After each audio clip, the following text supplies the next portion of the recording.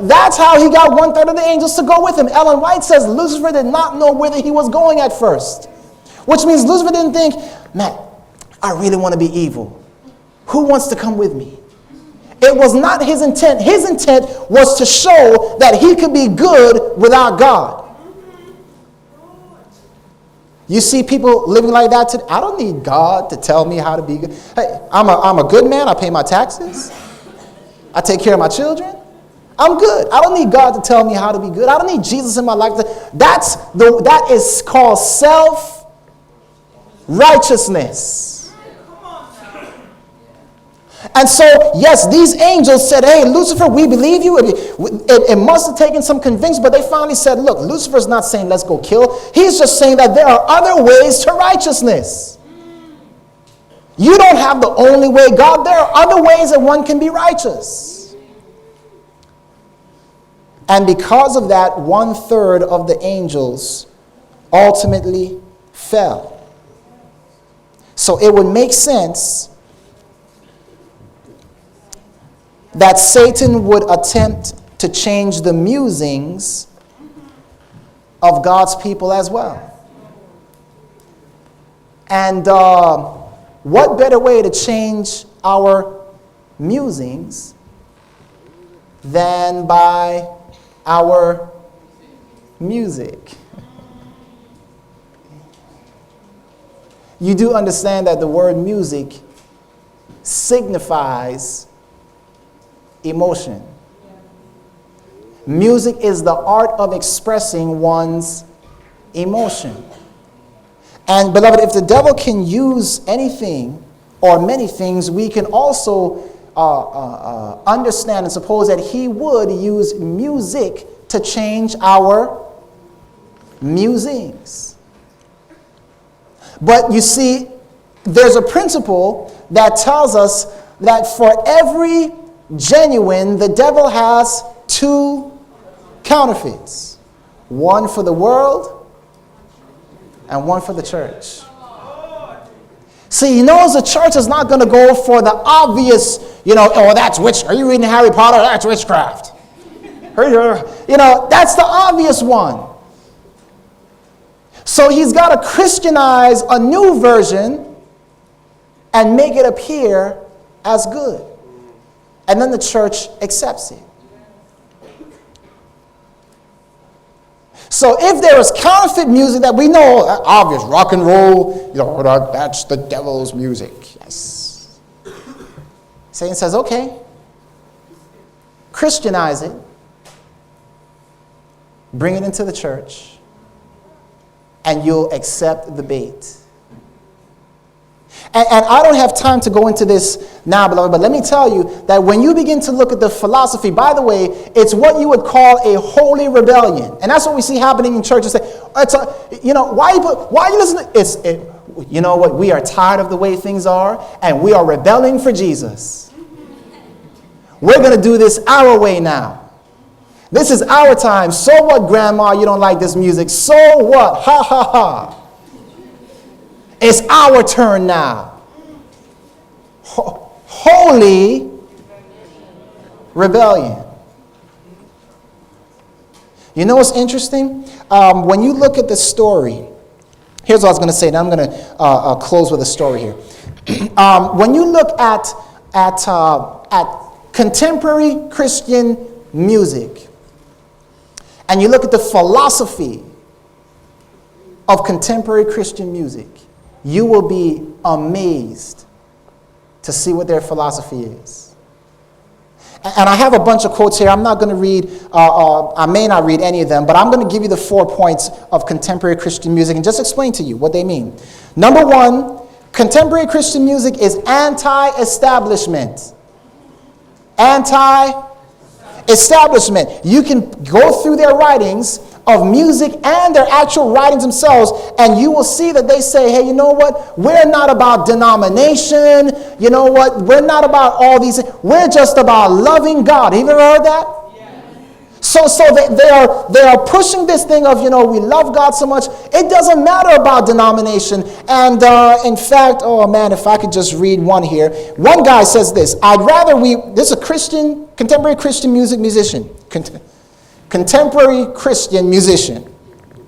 He says this: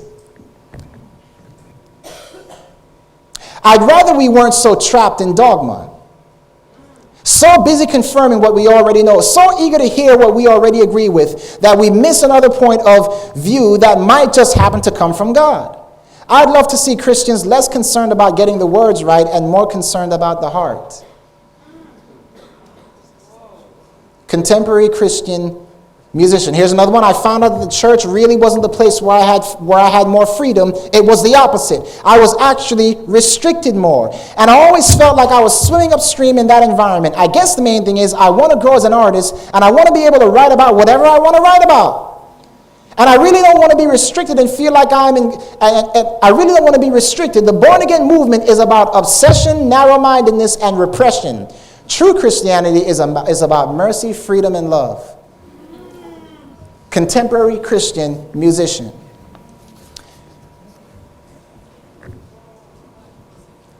Listen to this one.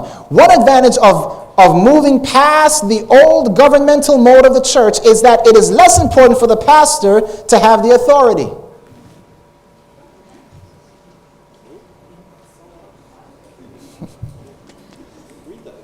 Let me read it again. One advantage of moving past the old governmental model of the church is that it is less important for the pastor to have the authority. It's not natural for the church to try to force people with that governmental mode of spiritual leadership. The name of this book is Faith, God, and Rock and Roll. They're talking about government. They're saying, look, the old government, remember, when you move from an old government to a new one, what do you have? It's called a what? A revolution or a rebellion. And they're talking about the way the old government of the church works, where the pastor has the authority. Now, does the pastor have authority? Only the authority of the Word of God. They're saying, don't worry about authority. If your heart feels good, that's what counts. Here's another one. They are anti-rule. I grew up in a church. You couldn't go to the movies. You couldn't do this. You couldn't do. There were a lot of thous and thou shalt nots. Where does the thou shalt nots come from? Ten Commandments. They're saying, forget about the law of God. I got a whole Smith here. Listen, here is one by, you all know that, I won't even call his name. You're always going to have those very conservative people. They say you can't do this, you can't do that. You can't drink, you can't smoke. It's a pretty bizarre way of thinking. This is one of the most popular contemporary Christian musicians that is out there today.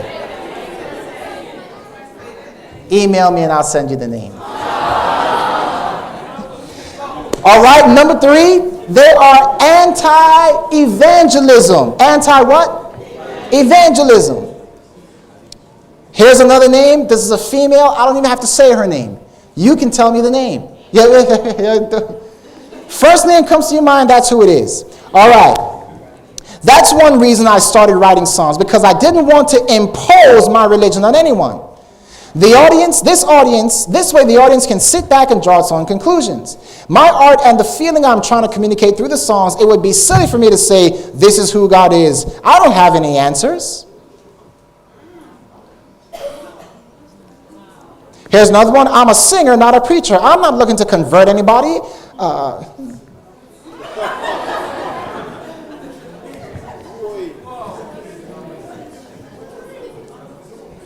Music Line magazine wrote this of one particular artist: though potent, the message never overwhelms or becomes preachy. When the world congratulates you because the song was not preachy, something's wrong. And you can read consistently these artists saying, we don't want to come across as preachy. And so really, and then finally, they're anti-separation. There's no distinction between right and wrong. I won't read the rest of the quotes, but what you have, beloved, is when you have these principles that are bringing in people into the church, guess what? They come in with those same principles in their minds. And now, in order for the pastor to keep them, the pastor must adapt his message so that it is not preachy. It is not establishment. You know what? You're your own person, and you can do. He has to adapt his sermons, his messages, so that he keeps the very people that were drawn in by the abyss.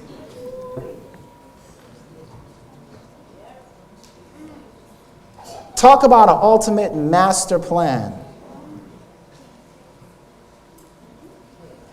And Jesus said, you know, we could solve the problem if you would just lift the cross up. If you would use the